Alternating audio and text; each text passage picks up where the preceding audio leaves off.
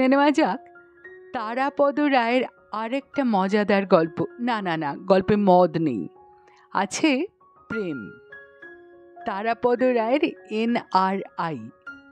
শুরু করছি। ডক্টর উমা কুমার চক্রবর্তী একজন NRI, অর্থাৎ নন রেসিডেন্ট ইন্ডিয়ান, অর্থাৎ অনাবাসী ভারতীয়।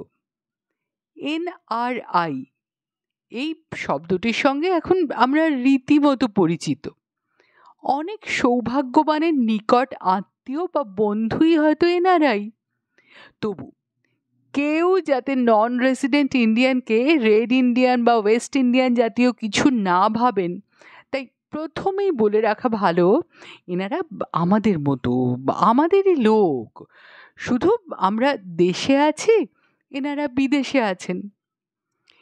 NRI সংজ্ঞা সংক্রান্ত আইনের ঝামেলার মধ্যে না গিয়ে সরাসরি সোজা করে বলা চলে যে মোটামুটি NRIরা হলেন সফল প্রবাসী ভারতীয়। এনারা আর্থিকভাবে অত্যন্ত সচ্ছল। এদের অনেকেই বিদ্যায় কীর্তিতে বিদেশে দেশের মুখ উজ্জ্বল করছেন। ডক্টর উমা কুমার চক্রবর্তীও তাই। এই সামান্য কথিকায় আমরা প্রথমেই তার পূর্ব জীবনে যথাসম্ভব সংক্ষিপ্তকারে স্মরণ করে নিচ্ছি। উমা কুমার বাবু পূর্ববঙ্গীয় উদ্বাস্তু। তার পূর্বনিবাস বরিশাল জেলায়। এখন তার বয়স 47। 1950 সালে সেই ভয়াবহ দাঙ্গার বছরে বরিশাল শহরের কয়েক মাইল দূরে তাদের গ্রামের বাড়ি পুড়ে ছারখার হয় এবং তার 2 কাকা দাঙ্গাকারীদের হাতে নিহত হন। উমা কুমার বাবুর বাবা থাকতেন তখন কলকাতায় একটা মেসে, কাজ করতেন সেকালের ক্লাইভ স্ট্রিটের একটা সওদাগরি অফিসে। ঠিক এই সময় পরাজিত ক্লাইভ সাহেব ওই ঘিঞ্জি রাস্তাটা নেতাজি সুভাষচন্দ্র বোসকে ছেড়ে দিয়ে পাশের গলিতে আশ্রয় নেন। সে যা হোক, উমা কুমার বাবুরা দাঙ্গার পরে সর্বশান্ত হয়ে যখন কলকাতায় এসে পৌঁছলেন, তার বাবা মেস ছেড়ে দিয়ে দক্ষিণ কলকাতার শেষ সীমান্তে একটি নবগঠিত উদ্বাস্তু কলোনিতে কোনো রকমে একটা টিনের ঘর তৈরি করে নতুন জীবন শুরু করলেন। উমা কুমার বাবুর পিতামহের বয়স তখন প্রায় 70। তবে তিনি বেশ শক্ত সমর্থ ছিলেন। গ্রামে মাস্টারি করতেন, নাতি নাতনিদের খুব যত্ন করে পড়াতেন তিনি। অল্প দিনের মধ্যেই উদ্বাস্তু কলোনির ভিতরে একটা স্কুল গড়ে ওঠে এবং সেখানে উমা কুমার বাবু ভর্তি হন। বলা বাহুল্য, উমা কুমার বাবু মেধাবী ছাত্র ছিলেন এবং সেই সঙ্গে ছিল তার পিতামহের সুনজর। শুধু ক্লাসের বার্ষিক পরীক্ষাগুলোতে তিনি ভালো ফল করলেন তাই নয়, বিদ্যালয়ের শেষ পরীক্ষায় স্কুল ফাইনালে তার বছরে তিনি 5ম স্থান অধিকার করলেন। একটি অখ্যাত উদ্বাস্তু পল্লীর নগণ্য একটি নতুন স্কুলের নাম তাঁর দৌলতে খবরের কাগজের প্রথম পাতায় বেরোলো।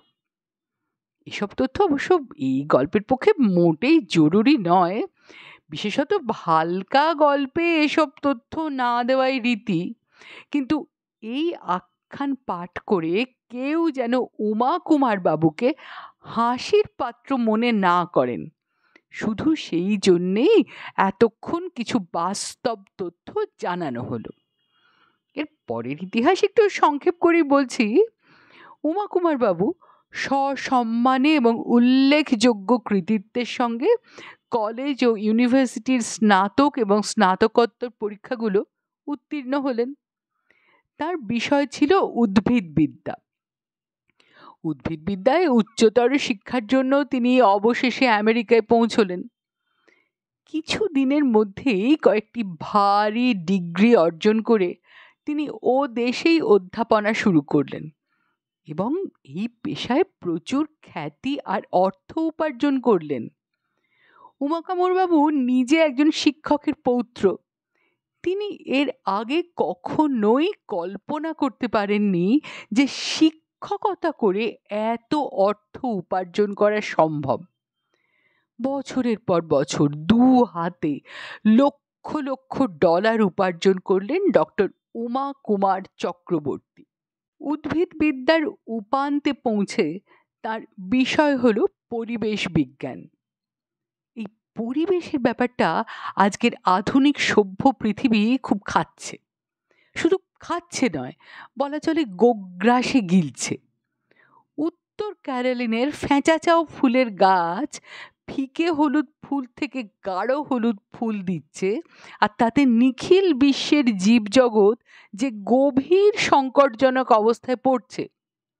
কিংবা নিম্ন বাংলার বদ্বীপে সুন্দরবনের মোহনায় সুন্দরী গাছের পাতাগুলো যদি শীতের শুরুতে অন্তত একবার ঝরে যায়, তাতে কুমিরের ডিম থেকে বাঘের বাচ্চা, এমনকি শেষ পর্যন্ত মানুষের শিশু কতটা লাভবান হবে, এসব বিষয় ডক্টর চক্রবর্তীর সাবলীল বিশ্লেষণে যে কোনো অনভিজ্ঞ ব্যক্তিও সব কিছু প্রাণ জল বুঝতে পারে। তা 28 বছর বয়সে বিদেশে গিয়েছিলেন উমা কুমার। প্রথমবার বছর 5 পরে দেশে ফিরতে পেরেছিলেন তিনি। তার পরের ব্যবধান হলো প্রায় 8 বছরের। ততদিনে দেশের প্রতি তার আকর্ষণ কমে গেছে। বাবা মা দুজনেই মারা গেছেন। ঠাকুরদা অনেক আগেই মারা গিয়েছিলেন। উদ্বাস্তু কলোনির সেই বাড়িও বেহাত হয়ে গিয়েছিল স্বাভাবিক নিয়মেই। উমা কুমারের ব্যস্ত জীবনে বিয়ে করা হয়ে ওঠেনি। দেশে থাকতে বিয়ে করার সচ্ছলতা আসেনি, বিদেশে সে সুযোগ আসেনি। তবে তার ব্যস্ত সফল জীবনে নারী সান্নিধ্যের তেমন অভাব ঘটেনি। ছাত্রী, সহকর্মিনী, বান্ধবী, বন্ধুপত্নী, অধিকাংশ নারী মেম সাহেব, ভারতীয় বা বাঙালিও কেউ কেউ ছিল। অবশেষে যখন 46 বছর বয়সে এসে পৌঁছলেন উমা কুমার, তখন তার সব কিছুর ওপর বিতৃষ্ণা এসে গেল। ঠিক করলেন আর নয়, এবার সব ছেড়ে ছুড়ে দেশে চলে যাবেন। ইতিমধ্যে উমা কুমার পরিবেশ বিজ্ঞান নিয়ে বিভিন্ন বিষয়ে উচ্চকুলশীল প্রতিষ্ঠানে সভা সমাবেশে বক্তৃতা করে আন্তর্জাতিক খ্যাতি প্রতিষ্ঠা অর্জন করেছেন। বছরখানেক আগে মাসখানেকের ছুটিতে দেশে এসেছিলেন তিনি। তার কিছুটা কাটিয়েছিলেন কলকাতায়, বাকিটা দিল্লিতে। দিল্লিতে তার একদম ভালো লাগেনি। সে তুলনায় তার মনে হয়েছিল বহু নিন্দিত কলকাতাই ভালো। কিন্তু তার যানবাহন, রাস্তাঘাট, কুখ্যাত লোডশেডিং, আর সেই সঙ্গে ডক্টর উমা কুমার চক্রবর্তীর অনাবাসী ভারতীয় অভ্যেসসমূহ বাদ সেধেছিল। কিন্তু তবুও উমা কুমার নানা দিক বিবেচনা করে সিদ্ধান্ত নিলেন, প্রবাসে যে নিঃসঙ্গ জীবন, তার চেয়ে কলকাতায় কষ্টে থাকাও ভালো। সবচেয়ে বড় কথা, জনম দ্বিখুনি মাতৃভূমির প্রতি কিছু কর্তব্য পালন করার জন্য, যেমন এসব ক্ষেত্রে হয়। উমা কুমার বাবুর মনে আদর্শ বোধ জাগ্রত হলো। এই সঙ্গে আর একটা কথাও বিশেষ বিবেচ্য ছিল তার কাছে, সেটা হলো যে পরিবেশের ব্যাপারে তৃতীয় বিশ্বের এই দেশের লোকদের সচেতন করার দায়িত্ব তো তার রয়েছে যথেষ্ট। টরন্টো, ওয়াশিংটন বা ব্রাসেলসে সাদা চামড়ার লোকেদের যে পরিবেশ বিজ্ঞানের প্রয়োজনীয়তা রয়েছে, তা নিজের দেশের লোকেদের ক্ষেত্রেও তো সেটা সত্যি। এই যে গাছের পর গাছ কাটা হচ্ছে, বছরের পর বছর খরা হচ্ছে, এই যে কুমিরেরা আর ডিম পাড়ছে না, ব্যাঙ বানর লোপ হয়ে যাচ্ছে, ধান খেতে পোকামাকড় নেই, এই সবের কারণ ও ফলাফল অনিবার্য মারাত্মক পরিণতি সম্পর্কে সকলকে সচেতন করার গুরু দায়িত্ব কাঁধে নিলেন উমা কুমার। তিনি ঠিক করলেন পাকাপাকিভাবে কলকাতায় এসে বাস করবেন, আর গ্রামে গঞ্জে শহরে শহরে পরিবেশ নিয়ে বক্তৃতা করে এই হতভাগ্য দেশের মানুষদের পরিবেশ পরায়ণ করে তুলবেন। এনারাই জীবনে রীতিমতো ঘেন্না ধরে গিয়েছিল উমা কুমারের। কিন্তু একটা অসুবিধা হয়েছে, এই 18 বছর প্রায় এক নাগাড়ে বিদেশে থেকে নানা রকম খারাপ ভালো অভ্যেস তৈরি হয়েছে তার। এখন গরম একদম সহ্য হয় না, মশা কামড়ালে তো চিৎকার করে কেঁদে উঠতে ইচ্ছে করে, সর্ষে বাটা সজনে ডাঁটা দিয়ে চচ্চড়ি চিবোতে বিরক্ত লাগে, রসগোল্লার রস হাতে লেগে থাকলে হাত চটপট করে। কিন্তু এসব অসুবিধের খুব একটা তোয়াক্কা না করে থিয়েটার রোডের পাশের একটা গলিতে এক বহুতল বাড়িতে একটা ভালো ফ্ল্যাট কিনে ফেললেন Uma Kumar. Air conditioner, inverter ইত্যাদি লাগিয়ে যতটা আরামদায়ক করা যায় বাসস্থান তা করলেন। টাকার তো অভাব নেই তার। বিদেশে ছেড়ে চলে আসার সময় ক্যালিফোর্নিয়ার একটা ছোট বাড়ি আর $1,00,000 ব্যাংক অ্যাকাউন্ট ছাড়া আর যা কিছু ছিল তার খানিকটা বেচে, কিছুটা দান করে, উপহার দিয়ে, সেই সঙ্গে যথেষ্ট পরিমাণ নগদ টাকা পয়সা ইত্যাদি নিয়ে তিনি ফিরে কলকাতায় চলে এসেছিলেন। যাই হোক, সবচেয়ে কঠিন ব্যাপার হলো তিনি যে উদ্দেশ্যে এই দেশে ফিরে এসেছেন। উদ্দেশ্যটা স্পষ্ট, বক্তৃতা করা। নির্দিষ্টভাবে বলা যায় পরিবেশ সম্পর্কে বক্তৃতা করা। কিন্তু ডক্টর উমা কুমার খেয়াল করেননি যে তার মাতৃভূমিতে আর যা কিছুর অভাব থাক, বক্তার কোনো অভাব নেই।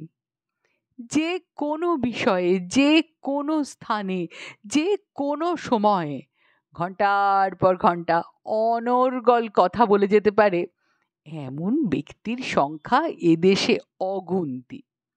দেখে বোঝার উপায় নেই, সভামঞ্চের এক প্রান্তে নড়বড়ে ফোল্ডিং চেয়ারে যে বুড়ো আগাগোড়া ঝিমোচ্ছেন, সভাপতি তার নাম ডাকা মাত্র তিনি তড়াক করে লাফিয়ে উঠে অনায়াসে 2.5 ঘন্টা এক টানা বলে যেতে পারেন, আলোচ্য বিষয়ের মূলে না গিয়েও।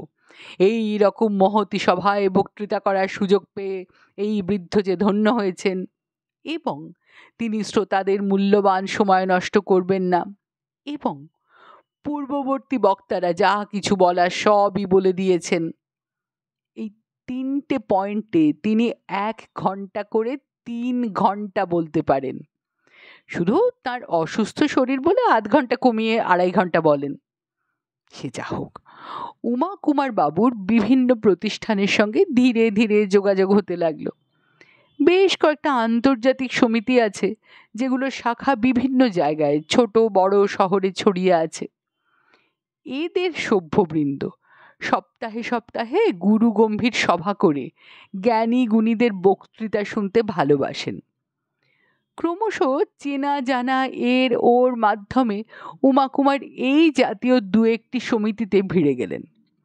2-1 জায়গায় বক্তৃতা দেবার সুযোগও জুটে গেল।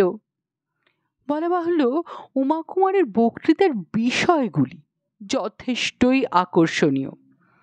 শ্যামবাজার ট্রাম ডিপোর মধ্যে বহুদিন আগে একটা কাঠ বাদাম গাছ ছিল, এখন আর নেই। এ বিষয়ে উমা কুমারের মর্মস্পর্শী বক্তৃতা, শ্যামবাজারের শেষ বাদাম গাছ, যে কোনো শ্রোতার মনে কৌতূহল সৃষ্টি করতে বাধ্য। কলকাতার চির অবহেলিত রাস্তার কুকুরদের সম্পর্কে তার আবেদন, নেড়ি কুকুরদেরও দরকার আছে। অথবা অসামান্য কবিত্বময় তার উদ্ভিদ চিন্তা, পরের জন্ম যদি থাকে সেই জন্মে যেন বন তুলসীর জঙ্গল হয়ে জন্মাই। এই রকম সব নানা রকম বিষয়ের প্রতি সাধারণ মানুষের যথেষ্টই প্রাণের টান আছে। উমা কুমারের এটা ধরতে বেশি দেরি হয়নি। কিন্তু প্রথম দিকে সবচেয়ে হৃদয়গ্রাহী হয়েছিল উমা কুমারের যে আলোচনাটি, তার নামটি একটু দীর্ঘ কিন্তু বড় ভালো। নিজের ঘরে নিজের জানলা, নিজের জানলায় নিজের টব, নিজের টবে নিজের গাছ, নিজের গাছে নিজের ফুল, গন্ধরাজ, বেল কিংবা শেফালি বকুল। কি সুন্দর ভাবুন। ব্যাপারটা কিছুদিনের মধ্যেই বেশ জমে উঠল। লোকজন খবর নিতে লাগলো, কে এই ডক্টর উমা কুমার চক্রবর্তী? কম বেশি নিমন্ত্রণ আসতে লাগলো এদিক ওদিক, এই শহর ওই শহর থেকে। অতঃপর বক্তৃতা সাগরে ঝাঁপিয়ে পড়ার জন্য উদ্যোগী হলেন ডক্টর চক্রবর্তী। ব্যাপারটাকে সম্মানজনক পর্যায়ে রাখতে হবে এবং তার প্রথম ধাপ হলো সুন্দরী, সুশ্রী, শিক্ষিতা, বুদ্ধিমতী ব্যক্তিগত সহায়িকা বা পার্সোনাল অ্যাসিস্ট্যান্ট নিয়োগ করা। নিজের চিঠির উত্তর নিজেই দেওয়া কিংবা বাইরের কেউ এলে তার সঙ্গে নিজেই দেখা করা বা কথাবার্তা বলা একজন আন্তর্জাতিক খ্যাতিসম্পন্ন বুদ্ধিজীবীর পক্ষে মোটেই সম্মানজনক নয়। সুতরাং একজন পার্সোনাল অ্যাসিস্ট্যান্ট চাই। সবচেয়ে ভালো হয় যদি তাকে বলা হয় প্রাইভেট সেক্রেটারি, তাতে আভিজাত্য আসে এবং সেই সঙ্গে সেই সেক্রেটারি যদি সুন্দরী হয়, বিদুষী হয়, তবে তো কথাই নেই। ডক্টর চক্রবর্তী অনেক ভেবে চিনতে একটি খবরের কাগজের রবিবাসরীয় কলমে বিজ্ঞাপন দিলেন। অনাবাসী বুদ্ধিজীবীর জন্য সপ্রতিভা, সুশিক্ষিতা, সুন্দরী মহিলা আবশ্যক। বেতন যোগ্যতা অনুযায়ী ফটোসহ আবেদন করুন। বিজ্ঞাপনটা খবরের কাগজে পাঠিয়ে দিলেন। এরপর রবিবার খুব সকালে হট্টগোলে, চিৎকার চেঁচামেচিতে, বামা কণ্ঠের কলহে ও আর্তনাদে ঘুম থেকে ধড়মড় করে জেগে উঠলেন ডক্টর চক্রবর্তী। তাড়াতাড়ি জানলার পর্দা সরিয়ে তার 5 তলার ফ্ল্যাটের ওপর থেকে নিচে তাকিয়ে দেখলেন বিশাল ভিড়। সামনের রাস্তায় শুধু মহিলা আর মহিলা।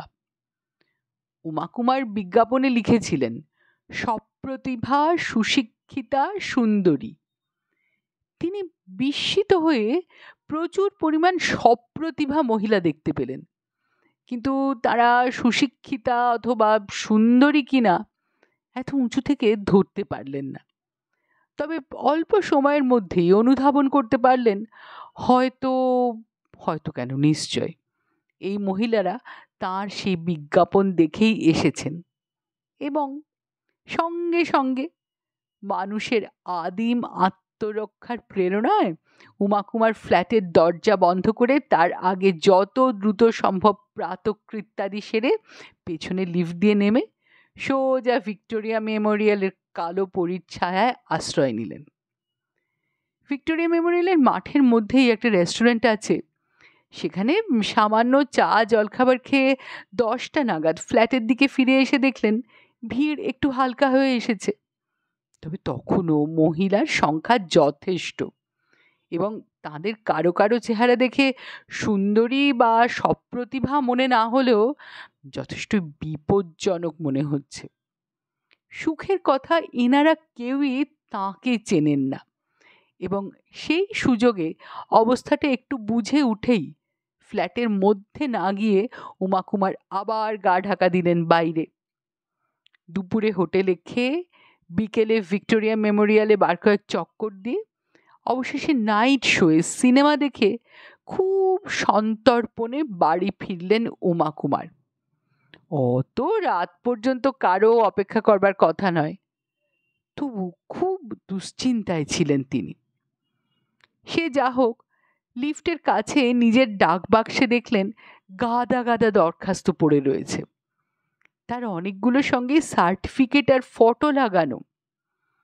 5 তলায় ফ্ল্যাটে ঢুকতে গিয়ে দেখলেন সেখানেও দরজার ফাঁক দিয়ে বহু সচিত্র এবং সার্টিফিকেট আবেদনপত্র গাদা করে ঢুকিয়ে দেওয়া হয়েছে। মোটামুটি গোনাগুনতি করে মনে হলো অন্তত 200-250 দরখাস্ত নিশ্চয় হবে। এর মধ্যে যেগুলোর সঙ্গে ছবি আছে সেগুলো আলাদা করে বাছাই করলেন উমা কুমার। তারও সংখ্যা প্রায় 60টা হবে। সেদিন বিনিদ্র রজনী যাপন করলেন উমা কুমার। অনেক রকম দেখে শুনে বিবেচনা করে অবশেষে ভোর 4টে নাগাদ মোটমাট 7 জনকে বাছাই করলেন তিনি, যারা লেখাপড়ায় ভালো, দেখতে ভালো, তাছাড়া ছবি দেখে স্মার্ট মনে হয়, বাংলায় যাকে বলে সপ্রতিভা। তবে এর পরে এই 7 জনের নাম ঠিকানা, কাছে থাকে না দূরে থাকে, জাত ধর্ম কি, এসব বিবেচনা করতে গিয়ে শুধুমাত্র একটা দরখাস্তেই আবদ্ধ হয়ে গেলেন উমা কুমার। কারণ আর কিছুই নয়, দরখাস্তকারিনীর নাম তাঁরই নামে, শ্রীমতী উমা চক্রবর্তী। তখন প্রভাত সূর্যের রঙিন রশ্মিমালা 5 তলার পূর্বমুখী ফ্ল্যাটের জানলা দিয়ে ডক্টর উমা কুমার চক্রবর্তীর পড়ার টেবিলে এসে পড়েছে। সেই ভোরের সোনালি আলোয় শ্রীমতী উমা চক্রবর্তীর ছবিটা ডক্টর চক্রবর্তী ভালো করে দেখতে লাগলেন। লোকে যাকে কোণে দেখানো আলো বলে, এটা ঠিক সেরকম আলো নয়, কিন্তু অনেকটাই তার কাছাকাছি। শুধু কাছাকাছি নয়, বরং বলা চলে আরও মনোরম। শ্রীমতী উমার চেহারা ভালো, লেখাপড়া ভালো। শ্রীমতী উমাকেই উমা কুমারের পছন্দ হলো। তবে নিজের মনের মধ্যে ওই পছন্দ শব্দটা নিয়ে উমা কুমার কিঞ্চিত বিব্রত ও লজ্জিত বোধ করলেন। লোকে পাত্রী পছন্দ করে, প্রাইভেট সেক্রেটারি সম্পর্কে তো এই শব্দটা খাটে না। এ বিষয়ে কি একটা শব্দ আছে উমা কুমারের কিছুতেই মনে এলো না। সে যা হোক, শেষ পর্যন্ত স্বনামধারিণীকেই নিয়োগপত্র পাঠালেন তিনি। যথা সময়ে মেয়েটি এলো এবং তাকে দেখে, ফটো দেখে যতটা মুগ্ধ হয়েছিলেন ততটাই চমকিত হলেন তিনি। ছবির সঙ্গে কিছুই মিলছে না। সেই ডাগর ডগর আঁখি, পাতলা ঠোঁট, উড়ু উড়ু চুল, কিছুই মিলছে না। প্রথম দর্শনেই এ কথা উমাকে জানালেন উমা কুমার। আরও বললেন, এটা জোচ্চুরি, রীতিমতো জোচ্চুরি।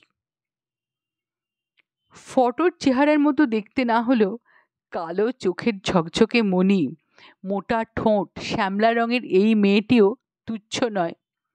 সে চোখ নাচিয়ে বলল, জোচ্চুরি আবার কি?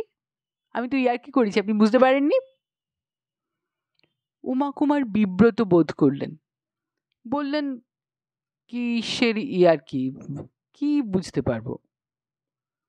উমা বলল, ও ছবিটা কার, ভালো করে দেখুন। সন্ত্রস্তভাবে ভালো করে দেখেও উমা কুমার কিছু বুঝতে পারলেন না। তখন মেয়েটিও খুব ঘাবড়িয়ে গেল। বলল, সত্যি আপনি এই ছবি আগে দেখেননি? যখন উমা কুমার অকপটে স্বীকার করলেন যে সত্যি এই ছবির মেয়েটিকে তিনি চেনেন না, উমা অবাক হয়ে তাকিয়ে রইল তাঁর দিকে। তারপর বলল, স্যার, পায়ের ধুলো দিন। দীর্ঘদিন মার্কিন দেশে বসবাস করে এই পায়ের ধুলোর ব্যাপারটা প্রায় ভুলেই গিয়েছিলেন উমা কুমার। ফলে আজ এই ফাজিল মেয়েটির অনুরোধ রক্ষা করা তার পক্ষে সম্ভব হলো না। আসলে এই মেয়েটি নিজের ফটো না পাঠিয়ে সিনেমার কাগজ থেকে এক নায়িকার পাসপোর্ট সাইজের রঙিন ছবি কেটে নিজের দরখাস্তের সঙ্গে লাগিয়ে পাঠিয়েছিল। সে নিতান্তই খেলার ছলে দরখাস্তটি পাঠায়। ধরেই নিয়েছিল যে চাকরি হবে না। তা না হোক, এই অনাবাসীর সঙ্গে একটু ইয়ার্কি করতে দোষ কি? দোষ নেই কিছু, কিন্তু এই অনাবাসী যে সিনেমা তারকার হৃদয় স্পন্দনকারী ফটো দেখেও ঠাট্টাটা ধরতে পারবেন না, তার কারণ তিনি দীর্ঘ 10 বছর কোনো দিশি ছবি দেখেননি, এইটা শ্রীমতী উমা বুঝে উঠতে পারেননি। তার মুখে এই বিস্তৃত ব্যাখ্যা শুনে কিছুক্ষণ স্তব্ধ হয়ে বসে রইলেন উমা কুমার। এবার মেয়েটি উঠল, উঠে হাসি মুখে বলল, সরি, সত্যিই আমি দুঃখিত, আমি যাচ্ছি, আপনার অসুবিধা করার জন্য ক্ষমা চাইছি। মেয়েটির চলে যাওয়া দেখে কি ভেবে উমা কুমার বললেন, কোথায় যাচ্ছ? তোমাকে তো আমি অ্যাপয়েন্টমেন্ট দিয়েছি।